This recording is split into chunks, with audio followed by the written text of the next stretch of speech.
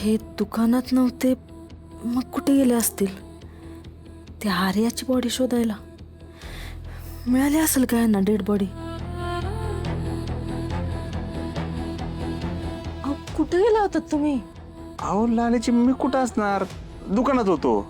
थोडीशी कामं होती, ते एका कस्टमरचे ब्लाऊज तयार केले होते.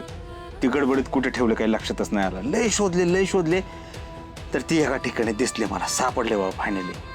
मग ती घेतली आणि ती गिरायकाला द्यायला गेलो. ते गिरायक लय तापलं होतं, त्याला कसं बसं पटवलं आणि पाठवलं परत.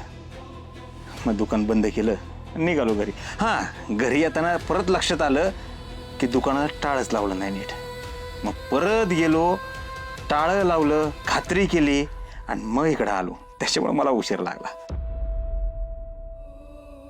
शर्ट कसं काय ओला झालं?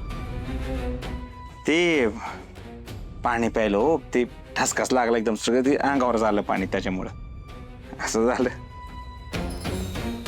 होय लालीजी, तुम्ही गुरुजींच्या घरी गेला होता ना? ते कळलं का कशामुळे गेल्या काकू? तुम्हाला खरंच माहित नाही? नाही म्हणजे सगळ्या गावात बातमी पसरली ना. नाही, मला काय माहित नाही. म्हणजे मला कसं काय माहिती असेल ना, मी कुणाच्या हद्द्यात ना मध्यात. काय झालं? हो, खून झालाय त्यांचा. खून झालाय? कसं काय? बघा की हो, एवढ्या वयस्कर म्हातारीला मारलं त्या नीच माणसानं. बापरे, खून झाला? कसं काय खून झालाय? हे कसं काय कळलं? म्हणजे तसं काय पोलिसांना पुरावे बिरावे का गावलेत का? नाही म्हणजे खुनानं लई प्रयत्न केला, अपघाती मृत्यू झाला हे दाखवायचा. पण जामकर साहेब लई हुशार आहेत बरं का. त्यांनी बरोबर ओळखलं, म्हणजे त्यांनी करून दाखवलं कसा खून झाला असेल ते. म्हणजे काय केलं, मंग्या भाऊजीनं उभं केलं आणि घातली पेकाटात लात, दरवाजावर आपटले आणि खाली पडले. तर अशा पद्धतीनं ती म्हातारी मेली.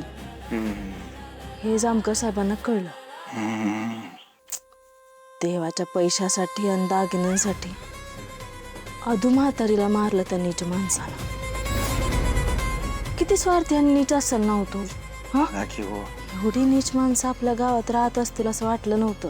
म्हणजे देवाचा दागिना चोरायला घाबरला नाही तो माणूस.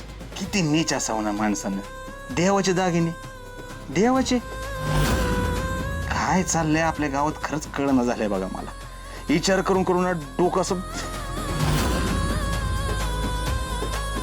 मी फ्रेश होतो लालेजी, कडक चहा करायचा, जरा डोकं शांत होईल. आलो फ्रेश होऊन मी.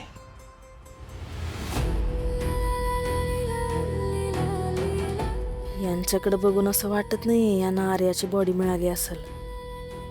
काहीतरी गडबड नक्कीच आहे.